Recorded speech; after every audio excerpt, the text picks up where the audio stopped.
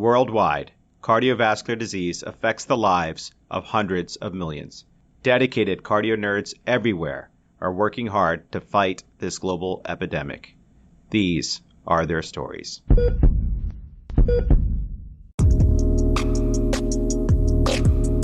Welcome back, CardioNerds. It's Amit and Dan. Thanks for joining us as we tour fellowship programs across the country. As part of the CardioNerds Case Reports series, produced in collaboration with the American College of Cardiology Fellows and Training section, each episode will feature a cardiology fellowship program. Fellows from that program will present and teach about a fascinating case and share what makes their hearts flutter about their program. Each case discussion is followed by an E-CPR segment from a content expert and a message from their program director.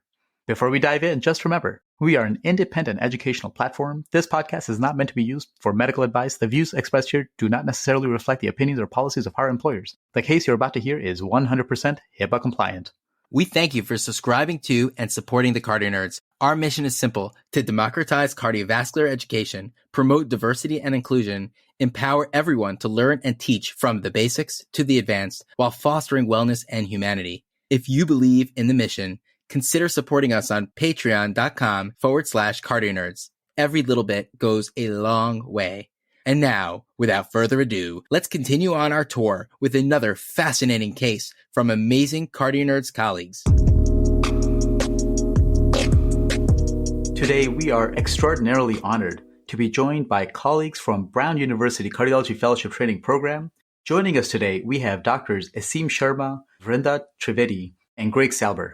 Folks, welcome to the show. Really excited to learn from you. Would you mind telling the audience who you are? Hi, I'm Vrinda Trivedi. I'm a PGY6 at Brown University Cardiology Fellowship. I have a prior background in critical care, and I am interested in practicing non-invasive cardiology with a special focus in critical care. Hey everyone, I'm Esseim. Like Vrinda, I'm one of the third-year cardiology fellows and one of the chief fellows along with her. My interest is in electrophysiology, where I hope to be pursuing fellowship in the next 2 years. And I'm Greg Salber. I'm one of the second-year fellows here, also going to go into non-invasive with a focus on cardiac imaging. Esseim, Vrinda, Greg, welcome. It is so nice to meet you today. So let's just dive right in. But before we do, can you take us to your favorite part of Providence, Rhode Island, or even tell us a little bit more about Providence, Rhode Island, so we can get a good feel for where you guys live and where you practice your craft? Sure. So if you guys have never been to Providence, it's a beautiful, charming, small New England town. It's full of amazing restaurants, activities, beautiful historical sites. It's a college town, so it's home to Brown University, but we also have Johnson & Wales, Providence College, the Rhode Island School of Design. It has something for everyone, including kids and young families. But Providence and Rhode Island in general, it's known as the Ocean State. And that's for good reason. The coastline and the water are probably the two things that Rhode Islanders love the most. And us cardiology fellows, especially in the summer, we love to go out to the water, sometimes with our attendings, and hang out on the ocean. I don't think you can be a cardiology attending in Rhode Island without owning a boat. So Fellows Boating Night is a summer tradition in our program where our attendings take us out on the water and we kind of anchor off somewhere and just hang out and talk cardiology on a boat. So in true Rhode Island fashion, we're going to grab a few refreshing beverages with us. We'll take you guys out on a boat. We'll anchor off Potter's Cove, which is one of our favorite spots off of Prudence Island. It's an awesome area, great spot to fish, kayak, and we'll hang out and talk some cardiology. You guys, this sounds amazing. Thank you so much for inviting us to partake in such an incredible part of being a Brown cardiology fellow. We really love this tradition. And let's do what Dan and I love doing when we are boating on pristine waters. Let's talk some cardiology. What do you guys have for us? We will kick things off. So to start, this is a 75-year-old gentleman who had a history of hypertension, diabetes, and former tobacco abuse with a recent diagnosis of hypertrophic cardiomyopathy, who originally presented to one of our neighboring community hospitals with chest pain. Now, his chest pain was pretty typical. It started about 8 hours prior to his presentation while he was working in his workshop at home. It was classic in nature with substernal chest pain features and radiation into the left arm associated with diaphoresis. Curiously, though, it was not worsened by physical exertion, and after his symptoms did not abate with rest for several hours, he then presented to the hospital. His past medical history was notable for hypertension, diabetes, depression, former tobacco use, and the aforementioned hypertrophic cardiomyopathy. For medications, he was on citalopram 40 milligrams, diltiazem extended release 180 milligrams, glipizide 2.5 milligrams, metoprolol succinate 25, and nifazodone 200 milligrams. He had no allergies. His family history was notable for multiple grandparents with a prior history of MI, the details of which were not fully clear, but no family history of heart failure or sudden cardiac death.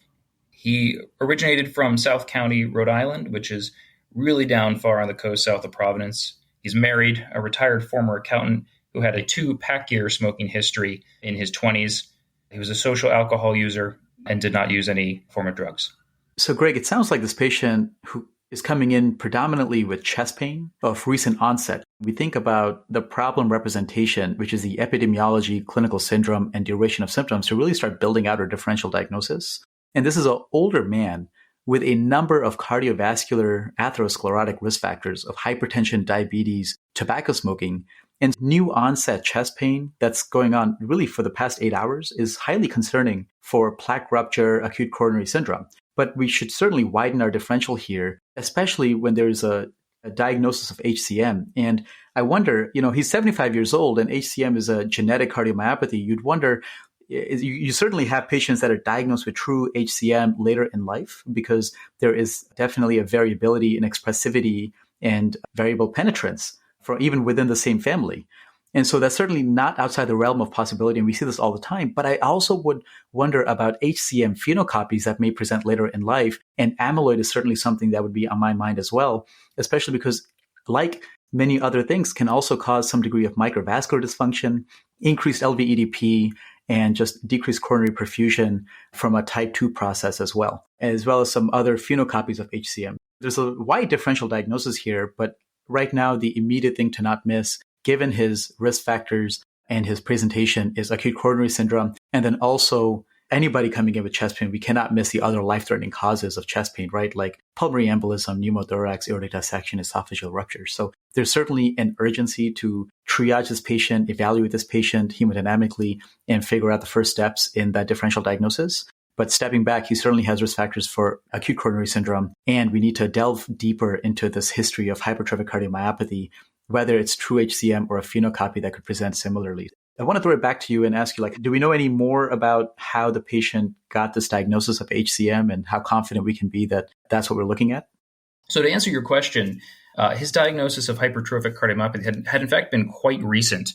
In fact, was only made by ultrasound only about 2 weeks ago. Previously to his presentation, he had really been a gentleman who had only seen his PCP for once every 6 months, once every 12 months for routine management of his chronic conditions. But in the preceding few months, he had been experiencing some progressive dyspnea without any other heart failure symptoms. For that reason, he was actually referred to a local cardiologist who did an evaluation on him and ultimately ordered an ultrasound. So that ultrasound demonstrated a general concentric LVH with a really prominent septal hypertrophy. His posterior wall was 14 millimeters thick and his septal thickness was 23 millimeters. So at that time, when we have that degree of septal thickness, we see what is fairly common, which is actually a resting left ventricular outflow gradient. At rest, this was 35 millimeters of mercury, and when provoked by Valsalva, this turned out to be 83 millimeters of mercury. His LV function was hyperdynamic with an EF of 78%, and with that LVOT gradient, he was found to have systolic anterior motion, or SAM, of the mitral valve with resulting mild to moderate mitral regurgitation. Importantly, at that time, we had some strain imaging done, which was not consistent with an apical sparing pattern. So we had all of this knowing his case while he was en route from this other hospital to our own institution. Wow, guys, sounds like a very impressive slam dunk case of hypertrophic cardiomyopathy with the intraventricular septum thickness being over 2 centimeters. That's pretty profound. Given that the normal septal thickness is just 1 and over 1.5 would be severe. This is quite supra severe, and I definitely appreciate why he had that resting gradient, but also that provoked gradient to 83 millimeters of mercury. We definitely talked a lot about this kind of physiology in our HCM series, so you could definitely check that out. we deep dived with that seriously hard, and I'm sure we'll talk about some of the physiology today, but also this association of systolic anterior motion of the mitral valve, where that mitral valve leaflet gets in the way of the LVOT. And remember, that LVOT is how we're ejecting all of our blood flow out to the brain and vital organs. And when you have this floppy mitral valve apparatus in the way as we're ejecting, you could see and imagine why that would cause a lot of hemodynamic compromise in patients with hypertrophic cardiomyopathy, and why their left ventricle would have to work further overdrive to get out the blood to the places that it needs to get the blood to. So very impressive, and also interesting that it presents at this age of 75. But I'm glad that back 2 weeks ago, they were able to make the diagnosis and put together the echo findings with the patient's symptoms and potentially start treating him. Yeah, and Greg, another thing you said about the echo piqued my interest, because we were thinking thick LV walls, and thick LV walls are either in response to hemodynamic afterload, and it's essentially remodeling to deal with that wall stress, or it's an abnormal increase in thickness, either because of HCM or infiltration or something, or inflammation in the case of myocarditis or other things. And so this patient with a wall that is more than 20 millimeters, I think the likelihood that this is remodeling from hypertensive heart disease or athlete's heart is quite low. I think this is certainly going to be a pathologic situation, but I'm still curious about potential phenocopies which can present similarly to HCM, and specifically something like TTR cardiac amyloidosis, which unlike AL amyloid can present more like HCM in having asymmetric hypertrophy and get to thicker walls before the patient gets symptomatic, unlike AL amyloid, when the patient becomes symptomatic typically with lower wall thickness because of the toxic effects of the light chains themselves. But in this case, you mentioned that the strain pattern was not typical of amyloidosis, or the decreased global longitudinal strain with apical sparing. And we discussed this in our amyloid series, in our WashU episode. And so that's an important thing to see. And the typical finding of HCM is going to be decreased strain or deformation in the basal, anterior, anteroseptal, and septal walls. And so this, you can imagine that a patient with Fabry's disease, which is another important phenocopy, can have decreased strain in the infralateral walls. And so, the strain pattern can be useful and definitely additive to how we can see this patient. But I think what we know right now is this is certainly pathological and not at remodeling to deal with stress. And I think HCM is becoming more and more likely on the differential diagnosis here. So Amit, that was a great point. I think one of the other things I would point out, and like you're zeroing in on, this guy's in his 7th decade of life, so it's pretty late to see a presentation for hypertrophic cardiomyopathy, though you could see it. And so it's great to focus in on other phenocopies of hypertrophic cardiomyopathy. I think one of the other important things is that in looking at his EKG, his QRS amplitude throughout the EKG shows increased voltage. So typically in infiltrative diseases, amyloid, you may see low voltage that's discordant with the amount of hypertrophy that you see on echocardiography. So it's also an important point to take a look at the EKG and see that actually the amplitude is higher on this patient's EKG, and that argues against a phenocopy. That's a great point, Esseim, and we definitely need to look at the EKG, and absolutely that the abnormal infiltrating stuff in infiltrative heart disease isn't actually contributing to electricity generation. And so oftentimes you'll have normal or low voltage. In amyloidosis, 50% can have low voltage. And that's a useful feature to take a look at. 10% in amyloid can have high voltage. And so it's certainly unlikely that a patient will have high voltages if the patient has cardiac amyloidosis. And really that discrepancy is useful. So essentially wall thickness that is out of proportion to voltages on the EKG is a useful parameter to look at also. So thank you for bringing up that really important point, Esseim. So some of the other useful information that we were able to dig out of his chart is, despite carrying a chart diagnosis of hypertension, if you went back through his case, he actually had never really had documented elevated blood pressure, nor had he ever been on any antihypertensives. In fact, he was really on very few cardiac medications whatsoever, despite his abundance of risk factors. As Esseim had mentioned earlier, the patient's EKG from his sentinel presentation was notable for a sinus rhythm with rare PVCs, voltage that was high as opposed to low, and a poor R wave progression throughout the precordium with Q waves in V1 and V2. He additionally had evidence for interventricular conduction delay with a widened QRS. So the cardiologist who had been managing his case down in South County started him on low-dose metoprolol and low-dose diltiazem. And with that single intervention, the patient's exertional dyspnea actually resolved entirely. And he was able to resume his normal activities with any degree of exertion without any symptoms whatsoever. He was set up with a Holter monitor and intent to follow up with cardiology after that was completed. Greg, that was such a great example of management or medical management for HCM with LVOT obstruction. And earlier in our history, when we did our Hypertrophic Cardiomyopathy series, we talked about the 4 Ps of prevention in managing patients with HCM. And so there is number 1, prevent symptoms. Number 2, prevent stroke. Number 3, prevent sudden cardiac death in the patient. And then number 4, prevent sudden cardiac death in the family. And so here we say a lot of the symptoms predominantly are coming from the LVOT obstruction. And so to decrease and mitigate the obstruction, we use negative inotropes, avoid positive inotropes. We make sure the patient has adequate fluid and potentially avoiding diuretics, avoid affluent reducing agents. And if medical therapy is insufficient, then consider structural therapy like either a septal myectomy or alcohol septal ablation. However, a patient can certainly have symptoms in the absence of LVOT obstruction from the cardiomyopathy itself. And so in some patients, advanced heart failure therapies like heart transplantation may need to be considered.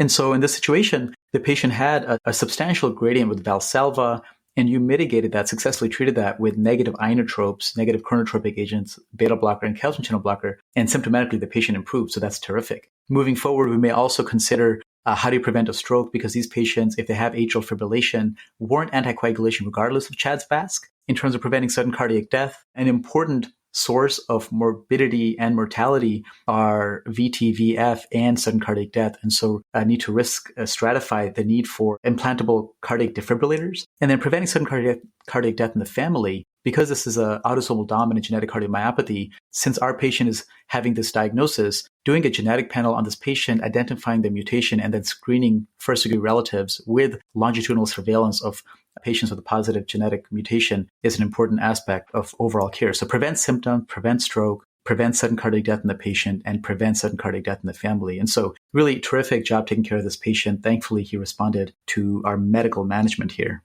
So that's the diagnosis of HCM and management thereof in this patient in the very recent past. Why don't we bring it back to the chest pain the patient is coming in now? And of course, chest pain can be a cardinal manifestation of HCM from the LVOT obstruction itself and decreased coronary perfusion pressure because of elevated LVEDP also.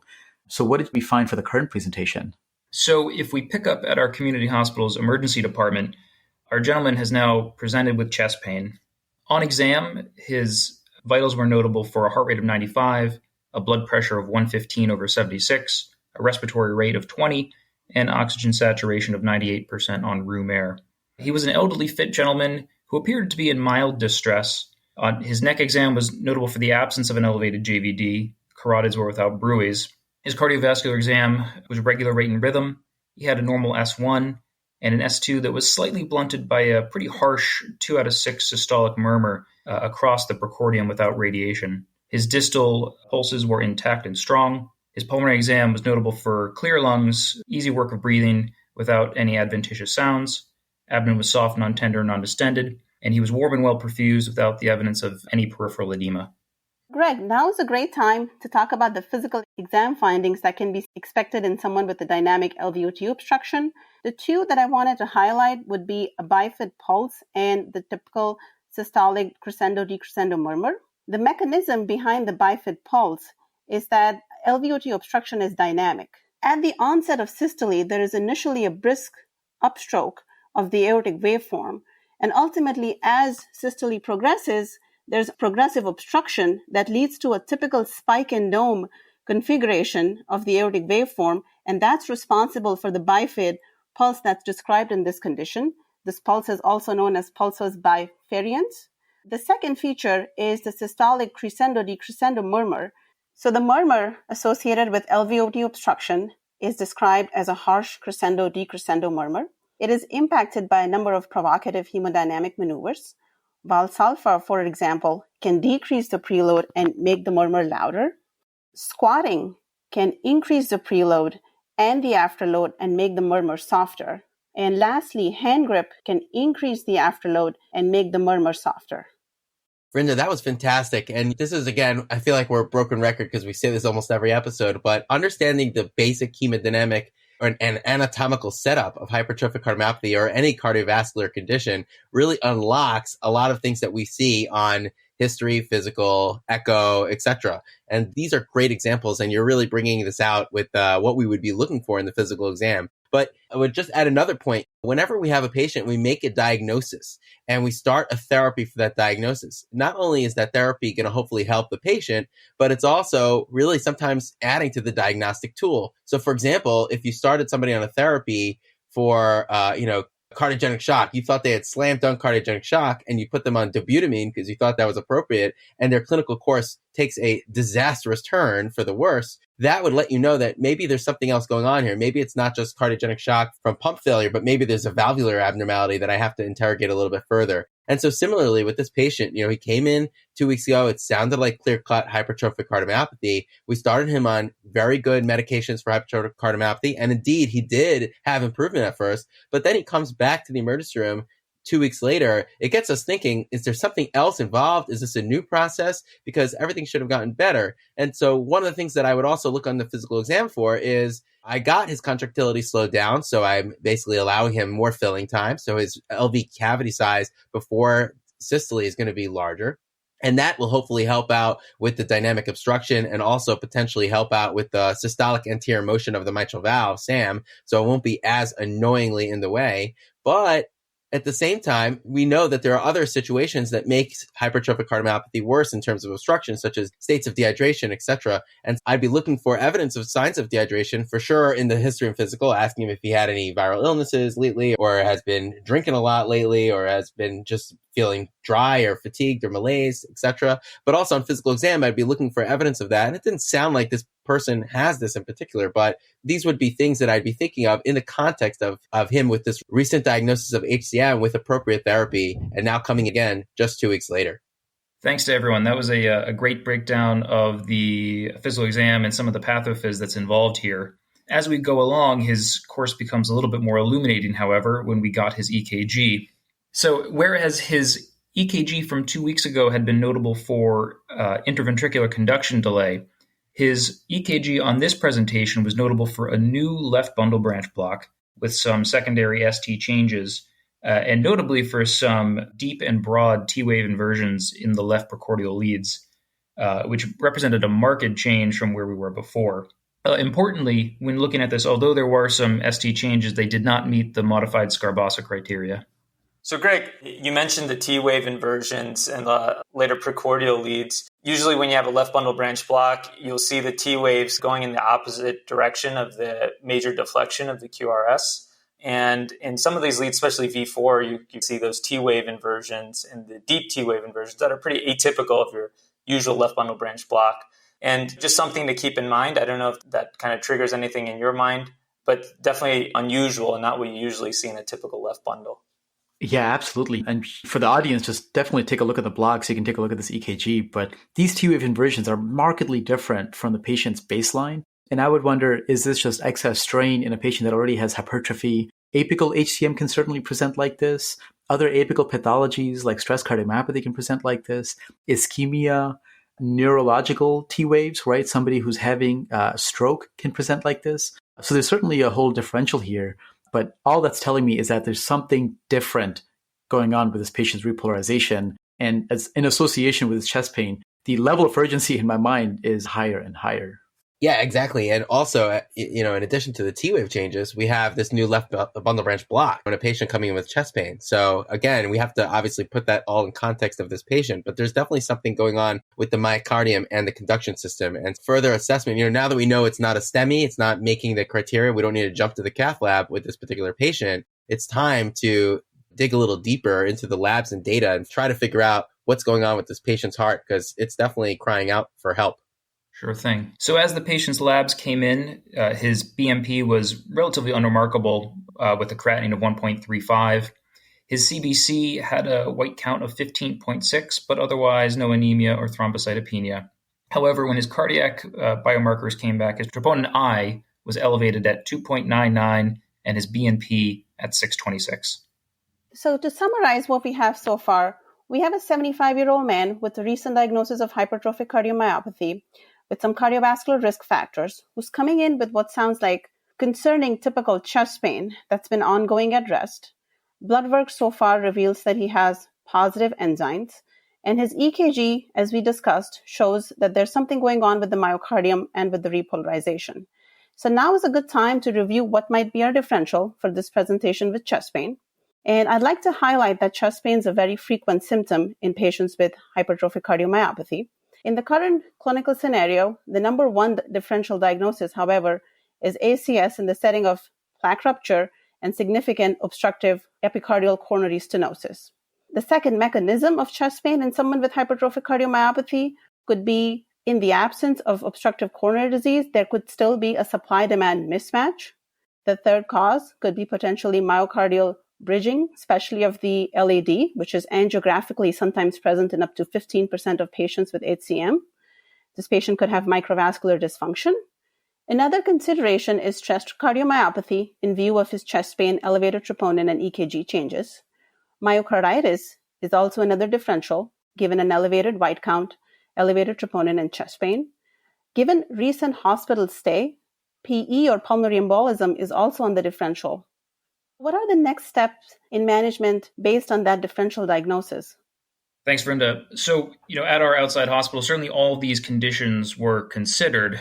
But given the leading concern in this elderly gentleman with risk factors concerning EKG and elevated troponin, he was treated as ACS, loaded with aspirin, clopidogrel, started on a heparin infusion as well as nitroglycerin, and then transferred over to Rhode Island Hospital, which is really the only tertiary care hospital in the state of Rhode Island and the flagship medical center as part of our hospital group.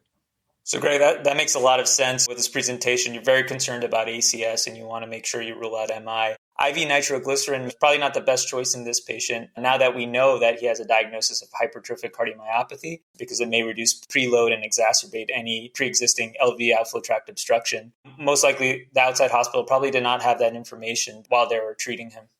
Great. So to move this gentleman's course forward, he is transferred from our community hospital to Rhode Island Hospital, where he lands in the critical care bay of our emergency department. The way we operate in our program is that the general fellow for ACS triages, STEMI or NSTEMI is often the first on the scene. We're also really fortunate to have a dedicated echo platform to the fellows in the CCU and available for the rest of the hospital 24/7. So this fellow actually brought the machine down with him. And in addition to doing the usual transfer to the cath lab assessment and workup, through the probon and took some pictures. These were notable for new wall motion abnormalities in the anterior apical regions as compared to the report from a few weeks prior, and with a marked reduction in his ejection fraction. And based off the outside hospital workup as well as our own data, he was quickly brought into the cardiac catheterization laboratory to see what was going on with his coronaries and his hemodynamics.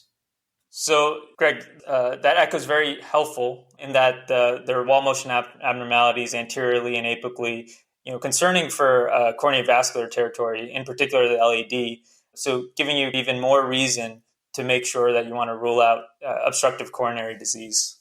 Yeah, guys, at this point, you've got a patient presenting with acute onset chest pain with a plethora of cardiovascular risk factors, ST T-wave changes on an EKG, a rising troponin, and wall motion abnormalities that match a vascular territory. It's time to take this patient to the table of truth, no? Absolutely. As everyone's really hammered home, our clinical suspicion is highest for an LAD infarct of some form here. Once we were actually in the cath lab and accessed and were up, we actually found that he did not have any obstructive coronary disease. He had some mild luminal irregularities throughout, but nothing that might acutely explain his presentation. When looking at the left, you can see, if you carefully go up and down the LAD, there's no evidence whatsoever of myocardial bridging, which was also on our differential, as Vrinda alluded to a little bit earlier. And lastly, if you take a closer look at the septal perforators, you'll notice that there's pretty marked compression there, which also is consistent with our earlier suspicion and earlier diagnosis of hypertrophic cardiomyopathy. Wait, hold on. I was almost sure this patient would have a plaque rupture event. He's clearly got an MI going on, but there's no obstructive coronary artery disease. And it makes me wonder about that nebulous term of a minoca. And so I have to wonder what's going on, because that doesn't mean we're out of the woods yet. Something's going on. The patient's having symptoms. There's EKG changes. The troponins going up. We have to figure this out. Yeah, I mean, that's great. And especially we've been building a case and we've been building a differential, and up on the top of our list was a coronary plaque rupture, which was totally appropriate. And also we had to treat for that before we found out otherwise. And now that we're finding out that this is otherwise, some of the other things on our differential diagnosis start bubbling up. And especially since you can make the case through the physical exam and the ECG findings, especially those T-wave inversions that were surprising us, and also those wall motion abnormalities in the LAD territory, maybe potentially this could be stress cardiomyopathy. So Greg, I'm like at this point on the edge of my seat. Can you please tell us what you did next to tease out what's going on with this patient? Sure. So we were wondering the same things. To get a better sense of what his hemodynamics were looking like, we went in and did a SWAN while still in the cath lab.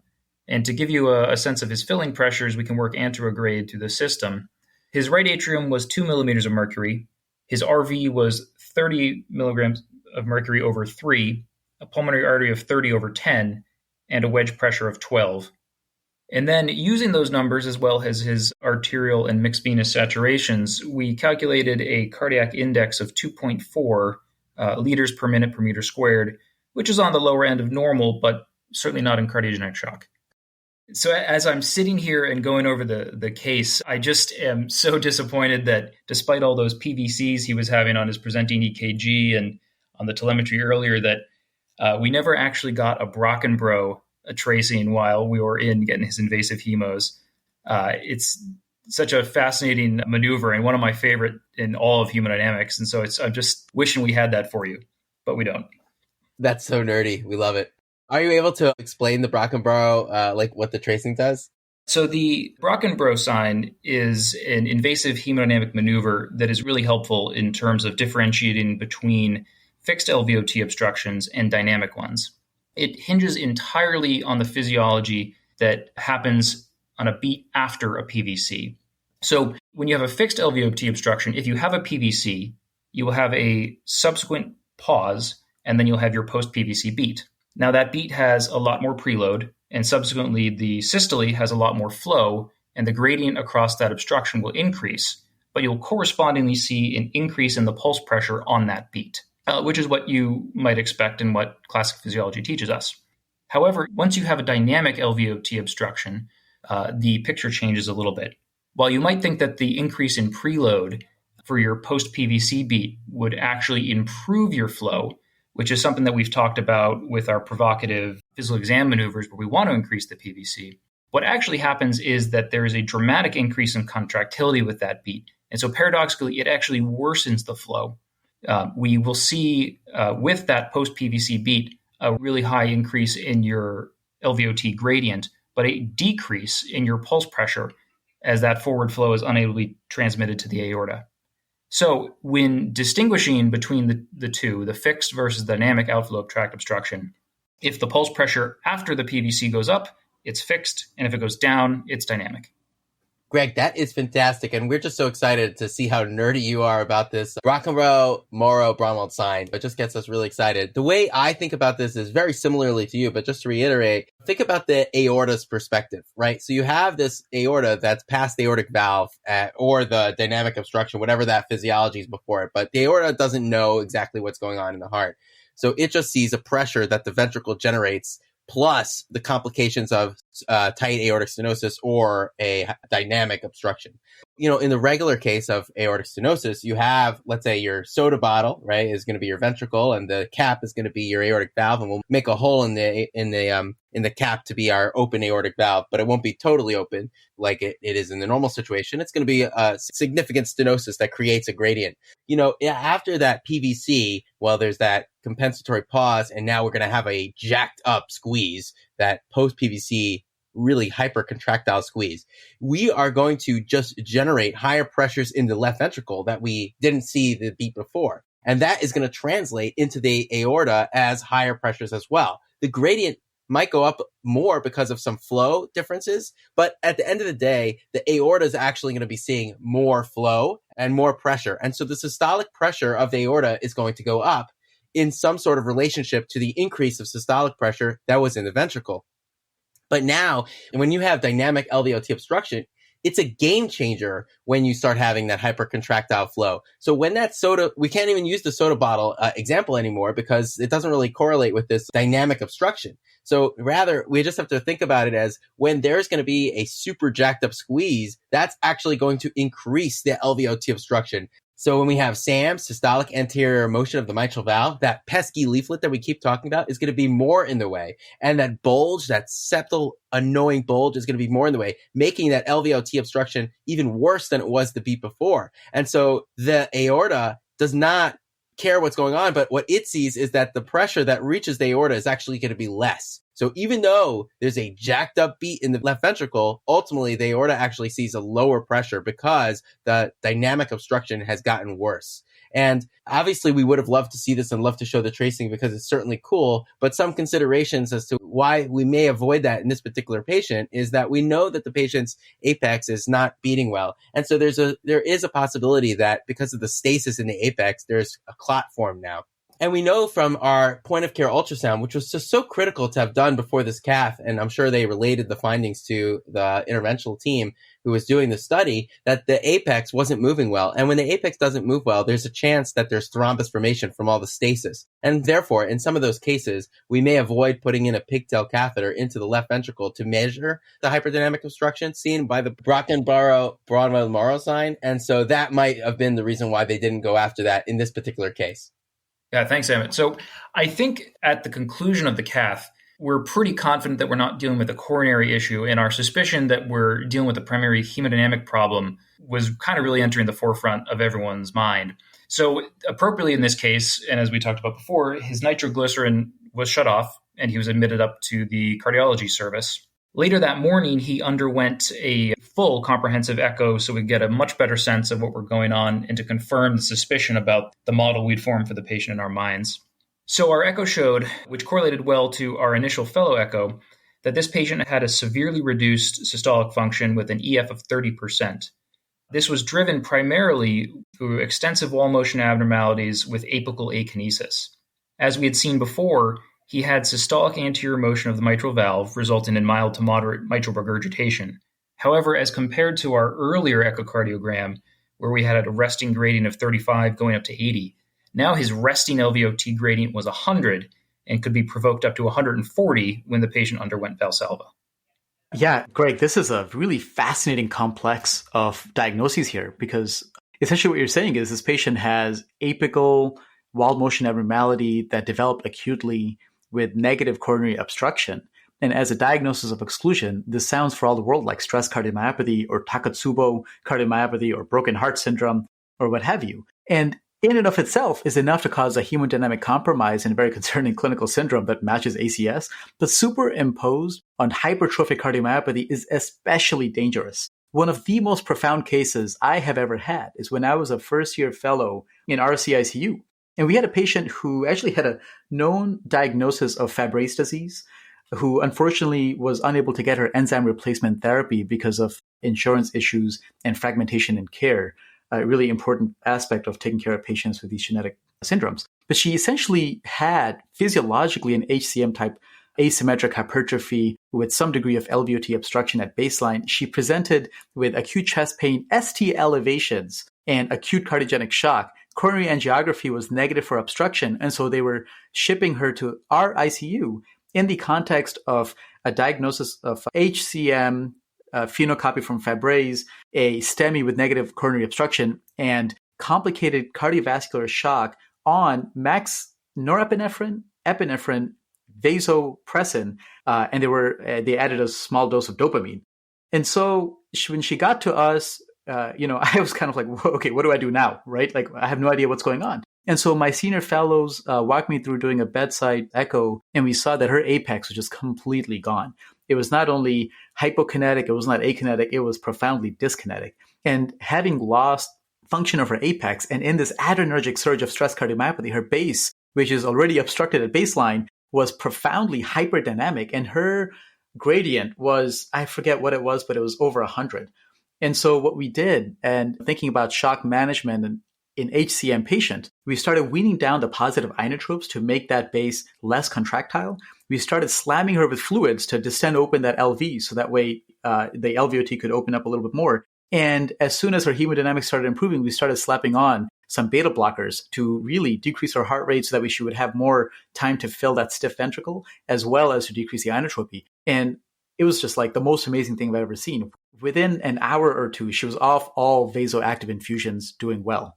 And so, again, thankfully, this patient is doing okay, actually tolerated that nitroglycerin, surprisingly. But this complex or combination of HCM with dynamic obstruction plus stress cardiomyopathy, taking away that apical squeeze and really making the base even more hyperdynamic is just such a dangerous combination and really terrific job in managing this patient. And moving forward, there are going to be some important things to consider. One is guideline-directed medical therapy to improve the LV function.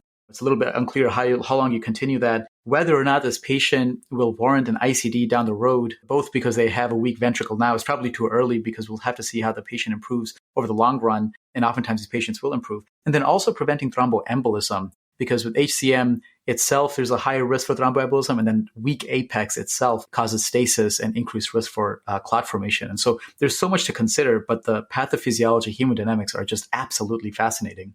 Yeah, and it's worth restating again that, we are classically taught in medical school about hyperdynamic obstruction of the LV with association with hypertrophic cardiomyopathy. But as Amit pointed out with this really riveting case, stress cardiomyopathy with that setup does a very similar thing. And so when you add that to HOCM, you could be set up for a serious situation where doing something like adding inotropy can be really deleterious. And then there are other conditions that also mimic it. We just said that the classic Takotsubo or stress cardiomyopathy could set you up for dynamic obstruction. We also know that Takotsubo is a diagnosis of exclusion. Really, we look for LAD territory, which can do that, especially if you have a long wraparound LAD and you have an obstruction in the LAD that basically takes out the anterior apex and a part of the inferior wall. You can have a setup which is similar to Takotsubo, and that can also set you up for dynamic LVOT obstruction. So these are all things to consider in addition to hypertrophic cardiomyopathy that has this setup. And when you have two on top of each other, it could be a real problem. And so the therapy is clear going forward.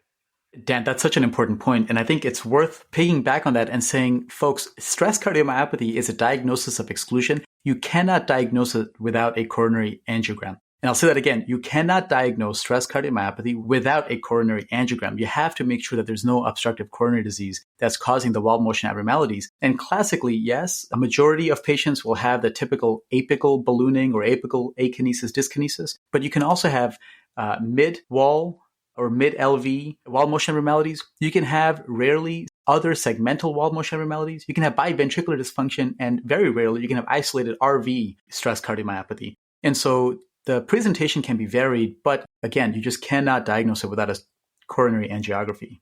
And when Amit means coronary angiography, he means either invasive or non-invasive, depending on the situation and your clinical suspicion for an acute plaque rupture or a coronary event. So, Greg, history is very important in the evaluation of Takatsubos, both as far as cluing you in on the diagnosis as well as giving you a sense of prognosis.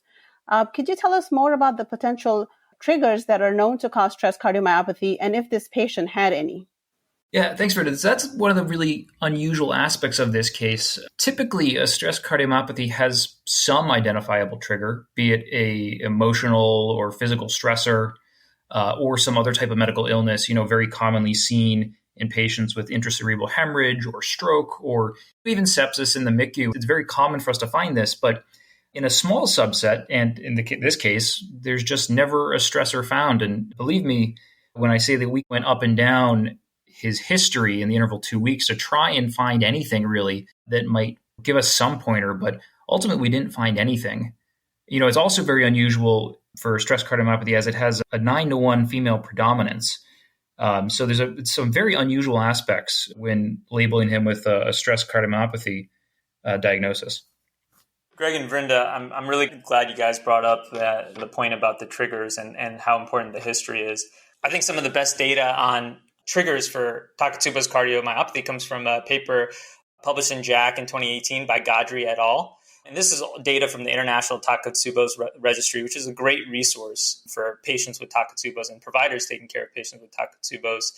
And it's an international registry of patients from Europe and from centers from Europe and North America. And they really, in this paper, they broke down the triggers of Takatsubos. And I think it's really important to think about this when you take care of these patients. So they identified, as Greg, you had mentioned, 3 major triggers for stress cardiomyopathy. So the first one is the one that we classically associate with Takatsubos, and that's that emotional stress, that, the death of a spouse, a death in the family, a breakup, that sort of thing, the broken heart syndrome. And that's present in about 30% of patients with Takatsubos. And these patients are much more likely to have that typical Takatsubos presentation with the apical ballooning. But there's also 41% of patients who end up having a physical trigger. And the authors broke the physical triggers down into neurological triggers, which are about 8%. And those include, like you mentioned, Greg, intracerebral hemorrhages, seizures that can lead to apical dysfunction. And then there's the other physical activities. So whether it's running a marathon, a car accident, medical conditions that we often see in the ICU, sepsis, severe respiratory issues, or surgeries. But there is actually a significant portion of people that have no identifiable trigger. So about 30% of the time, you're never able to find the trigger for Takatsubos. And so that is probably where our patient falls in. He falls into that 30% of people where we may not be able to find the trigger. And it's also really important to figure out, what the trigger is, because it has important implications for the outcomes in these patients. In this paper, they described that patients with emotional triggers, they have the best short and long-term outcomes. The authors compared outcomes of Takatsubo patients with age and sex-matched ACS patients. So patients with emotional triggers had the best short and long-term outcomes and better than age and sex-matched ACS patients.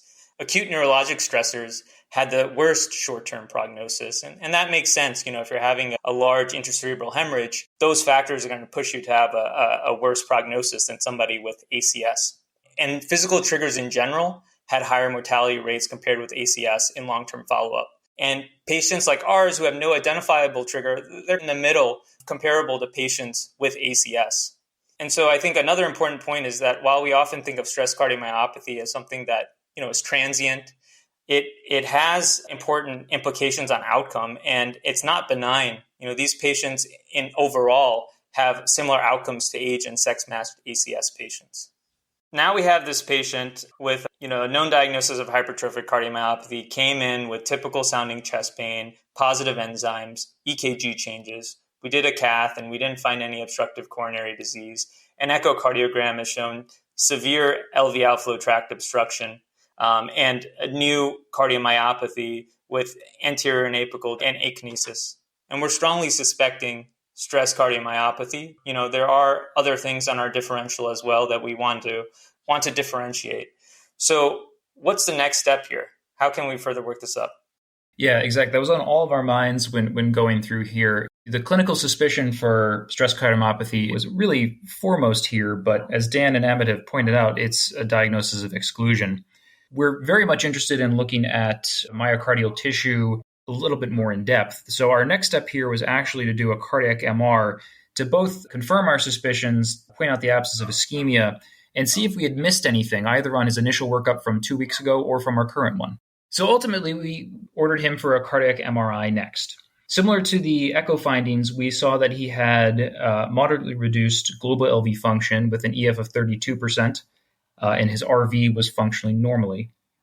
We saw the circumferential thickening of his left ventricle near the base, and again, just as we saw in the echo, really prominently involving the septum with a thickness of 24 millimeters. Always very nice when your echo findings closely match with the CMR. Again, we saw his LVOT obstruction with SAM and the mild to moderate mitral regurgitation.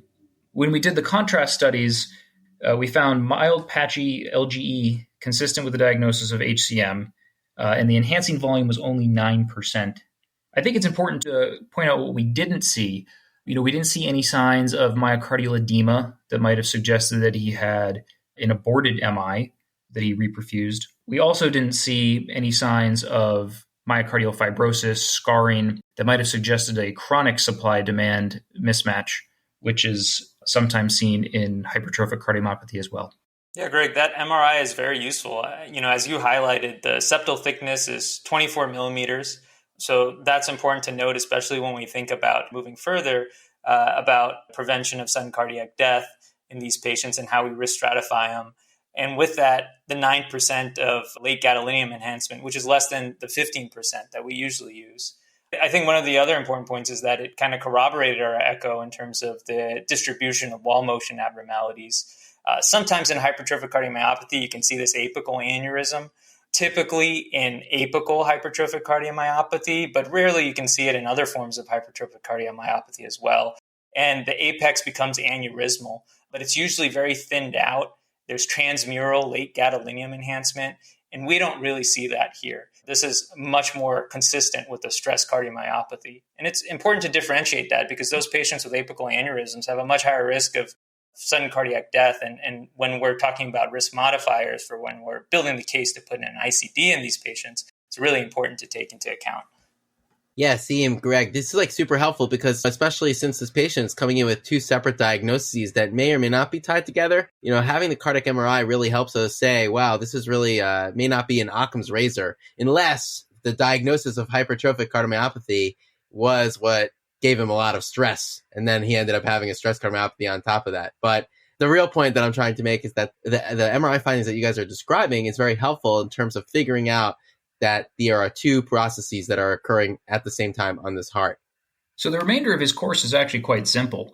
He, with medical therapy, he stabilized quite nicely. He was quickly weaned off all of his IV medications. His ACS therapies were all stopped.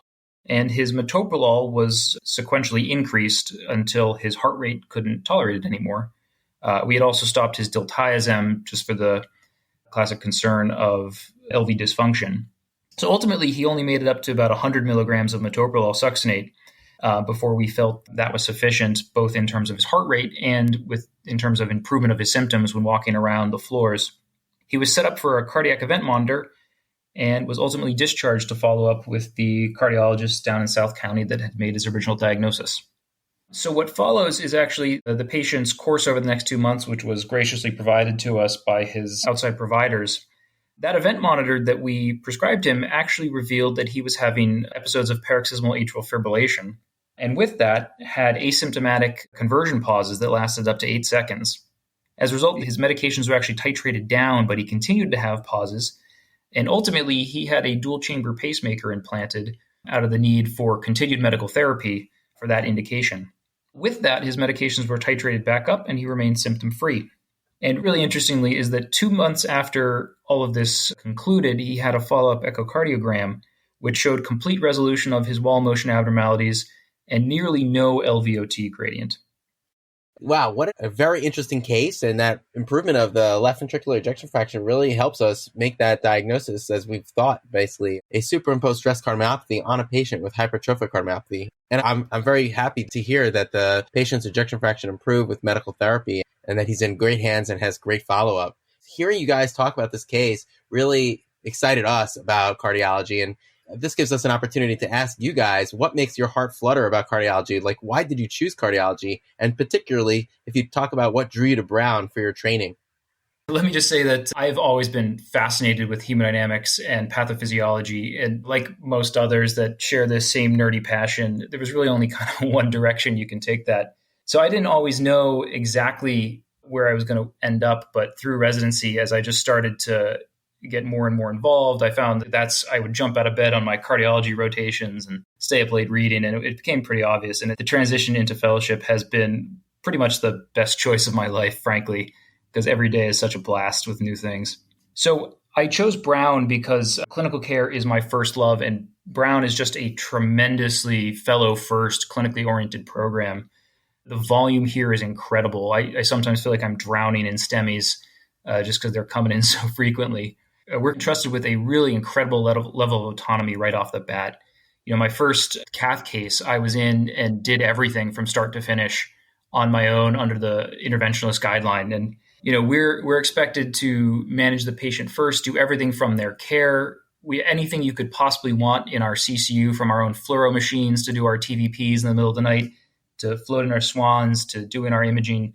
Our third-year fellows, if doing non-invasive, come out with thousands of echoes and, I think like 400 TEs. And those going into cath did, nearly 1,000 diagnostics and however many interventions they did. If you want to be clinically well prepared when you leave, this is the place to be. Thank you for sharing that, Greg. I wanted to be a cardiologist towards the end of my critical care training. So as a resident, my first love was critical care.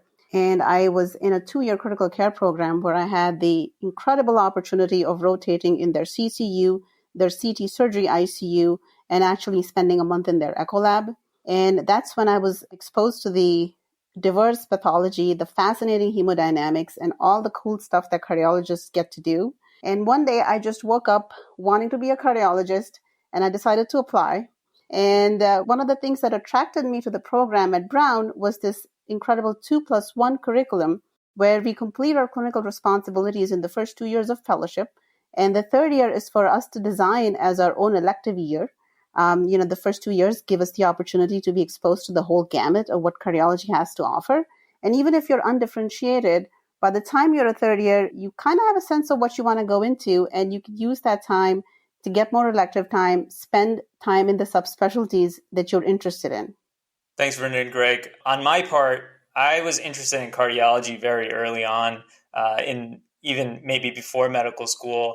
My dad was a cardiologist, so I grew up surrounded by him, talking about EKGs, heart murmur machines all over the house, him listening to cassettes of different heart murmurs. Growing up in that environment, it was hard not to fall in love with cardiology. I fell in love especially with EKGs and the electrical part of cardiology. I love procedures, and that's really why I'm pursuing EP. My favorite part is still finding amazingly interesting EKGs and sending them to my dad to try to stump him, see if I can get something past him that he's never seen before.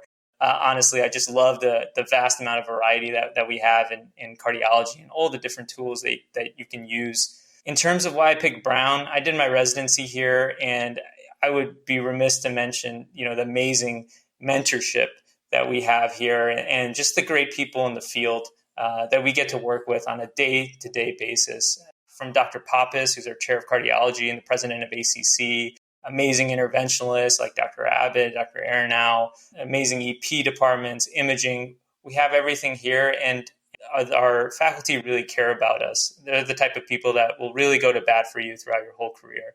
So if you want to practice in a very supportive environment where you really get hands-on training and amazing mentorship, Brown would be a perfect fit for you.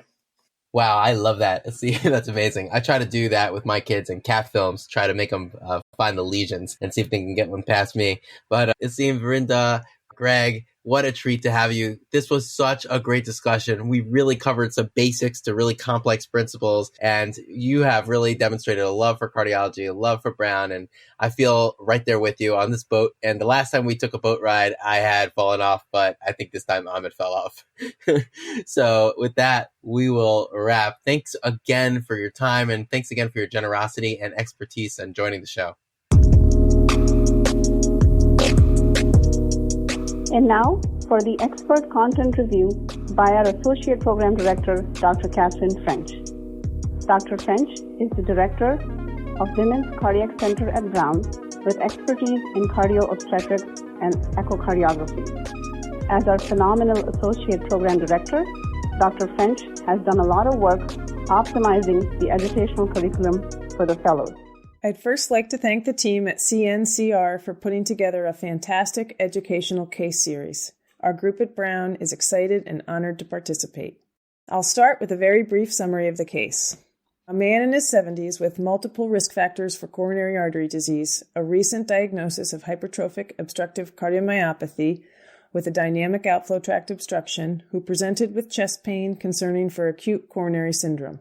A diagnosis of Takotsubo's cardiomyopathy, otherwise known as stress-induced cardiomyopathy, was made based on echocardiographic images demonstrated the classical left ventricular apical ballooning pattern with a hyperdynamic base and no significant obstructive coronary artery disease on coronary angiography.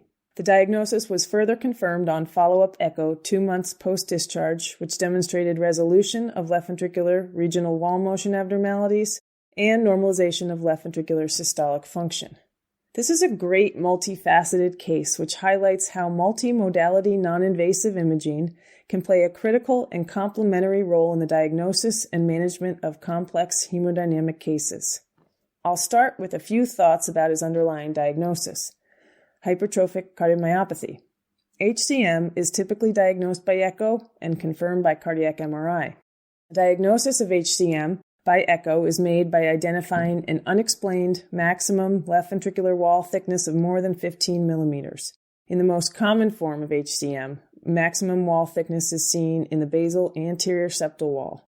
Echo is also useful in identifying and assessing accompanying features, such as systolic anterior motion of the mitral valve, otherwise known as SAM, which often results in left ventricular outflow tract obstruction and mitral regurgitation.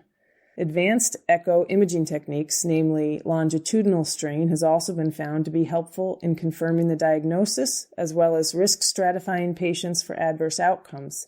HCM patients have been shown to have reduced regional longitudinal strain in the mid-septum, which can be useful to differentiate them from hypertrophy from other causes, such as athlete's heart.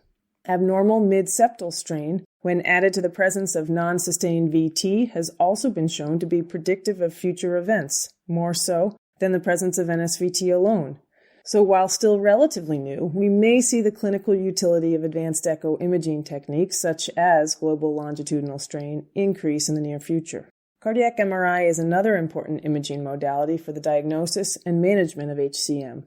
Cardiac MRI complements echo in the diagnostic workup by confirming the maximum wall thickness, and it can provide additional prognostic information through contrast-enhanced imaging. We know that the histologic hallmark of HCM is hypertrophied myocytes in disarray, with varying degrees of interstitial fibrosis. The MRI contrast gadolinium concentrates in the extracellular space, therefore the degree of late gadolinium enhancement correlates well with the amount of interstitial fibrosis and has been shown to be predictive of future arrhythmic events. The degree of late gadolinium enhancement can be helpful clinically when deciding to refer a patient for primary prevention ICD, maybe one who does not have the classic high-risk features, but whom you may still be worried about. So back to our case. We saw how echo and MRI were essential to confirming his HCM diagnosis, but we can also appreciate how useful both were in diagnosing and managing his current presentation. As Amit has correctly pointed out, Takotsubo's cardiomyopathy is a diagnosis of exclusion and requires an assessment of the coronary anatomy to exclude obstructive coronary artery disease. At this time, we do not have a non-invasive imaging modality that independently confirms the diagnosis of Takotsubo's. The quote-unquote classical echo findings of left ventricular apical ballooning are consistent with Takotsubo's or LAD disease, and since these two conditions have very different management strategies, a left heart cath is almost always indicated in the diagnostic assessment. There may be some subtle hints on echo, though certainly not diagnostic, supporting the diagnosis of Takotsubo's over coronary disease. The degree of regional wall motion abnormalities can sometimes be helpful. When wall motion abnormalities involve not only the apical but also the mid-segments in a circumferential fashion, this may be more suggestive of Takotsubo's, as it involves more than one vascular territory. And because of the adrenergic surge that we see and is also likely responsible for Takotsubo's, the basal segments tend to be more hyperdynamic when compared to the case of obstructive LAD disease. But again, these are generally not reliable, and exclusion of obstructive coronary disease is still essential. Cardiac MRI may not be obtained as consistently in cases of Takotsubo's, though can certainly provide helpful diagnostic information, as was seen in this case. Most notably, the absence of significant late gadolinium enhancement helps to exclude other etiologies of left ventricular dysfunction. One theory that's been put forth for Takotsubo's involves coronary plaque rupture with spontaneous revascularization in the LAD. The absence of LGE affecting the subendocardium, a pattern classically seen in ischemia, effectively excludes the diagnosis of obstructive coronary disease. Regional left ventricular dysfunction can also be seen in acute myocarditis and typically demonstrates a pattern of mid-wall late gadolinium enhancement on MRI. The absence of this pattern seen on our patient's MRI makes myocarditis much less likely. So in my mind, this case clearly demonstrates the importance of non-invasive imaging in the diagnosis of HCM and Takotsubo, but what I think may be even more impressive in this case is the critical role that echocardiography plays in assessing hemodynamics. Echo provides the tools needed to identify the hemodynamic issues, clarify the mechanisms, and quantify the severity of these issues, which in this case was a severe dynamic left ventricular outflow tract obstruction. Here we have two conditions, HCM and Takotsubo's. Both can independently cause hemodynamically significant left ventricular outflow tract obstructions. And this case nicely demonstrates that when both incur simultaneously, the risk for hemodynamic collapse has the potential for being exponential. Thankfully, the team caring for the patient was able to quickly identify the hemodynamic issues, which led to the appropriate tailoring of therapy and ultimately resulting in a good outcome for the patient. And now for all of the applicants out there, I'd like to introduce our program director, Dr. Raymond Russell. Thank you. I am Raymond Russell, the program director for the Brown Cardiology Fellowship. I would like to congratulate Vrinda, Esseim, and Greg for a fantastic presentation of a very interesting, complex, and challenging case. I often say that one of the main goals of fellowship training is to help you learn to work outside your comfort zone when confronted with challenging diagnostic and treatment dilemmas. This case is a great example of such an experience. These experiences will help place you in a greater position as you start your career as an independent cardiologist. I would like to say a few words about the Cardiology Fellowship program at Brown. There are several unique aspects of the program that I think benefit our fellows. First, there is a great diversity of patients that fellows are exposed to during the 3 years of their fellowship. This is enabled by our 3 training sites: Rhode Island Hospital, which is a tertiary referral center, the Miriam Hospital, which is a community hospital, and the Providence Veterans Administration Medical Center. Through these 3 campuses, our fellows are exposed to a wide variety of patients from various socioeconomic, racial, and ethnic backgrounds. They are also exposed to the full depth and breadth of cardiovascular disease. Another valuable aspect of our training program is the open structure to the 3rd year of the program, in which fellows are able to develop a curriculum that will help them achieve their training goals, be that in general cardiology, non-invasive imaging, interventional cardiology, electrophysiology, or heart failure. This open 3rd year also allows fellows to concentrate their time on research projects or the ability to pursue an MPH. These training and educational opportunities are supported by our faculty with diverse interests that are all unified by a desire to teach and to mentor. Our faculty is also somewhat unique in that we have a strong representation in the leadership of the American College of Cardiology as well as the subspecialty societies.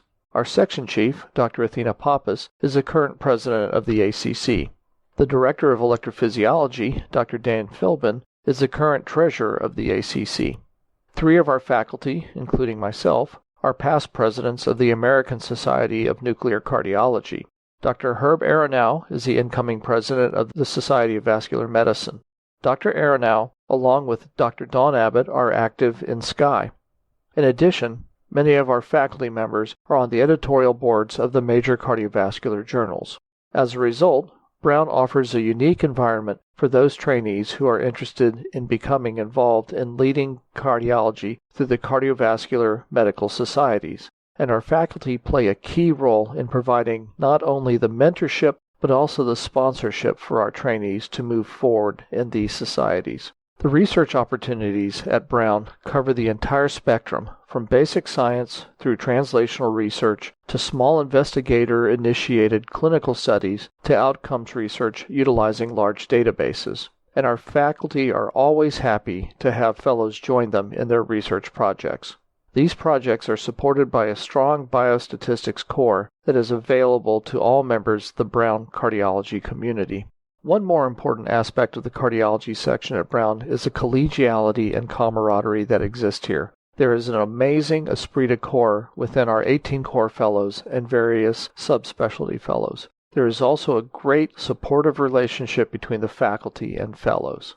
An important factor to consider when pursuing fellowship training is the environment and lifestyle outside of the workday. The fellowship program is situated in Providence, Rhode Island, which is home to Brown University, Rhode Island School of Design, Providence College, and Johnson & Wales. As such, while the city of Providence has been around since colonial times, you'll find a youthful energy and diversity that makes for a great place to live. People live downtown to get an urban experience, or they may live in one of the surrounding New England towns, or someone may live out in the countryside. Irregardless, because of the size of Rhode Island, the commute to the hospital is never more than 15 to 20 minutes. As Esseim pointed out, there is sailing in the summer, and there is skiing in the winter, and other great activities to keep you occupied in the spring and fall. Providence area is indeed a great place to work and live. With that, I would like to thank the CardioNerds group for this wonderful opportunity to showcase the talents of our fantastic fellows and to give everyone just a taste of some of the clinical cardiology that is available at Brown. The world of cardiology is actually surprisingly small in that you will continue to run into the same people throughout your career. I hope in the future I will get to meet some of those people that will listen to this podcast. Thank you very much. Wow, what an amazing episode. A huge thanks to the fellows and faculty for enriching us with another terrific discussion and an incredible addition to the CardioNerds Case Report series. Be sure to check out the show notes for all of the case media available for review, key take-home points and discussion points, and links to the program. If you like the educational takeaways and graphics delivered directly to your email, sign up for the Heartbeat, the CardioNerds newsletter, by clicking on the link in the episode show notes. We thank the ACC Fellow in Training section chaired by Dr. Nosheen Riza for their incredible support and collaboration. And a very special thanks to our phenomenal production team for elevating the platform.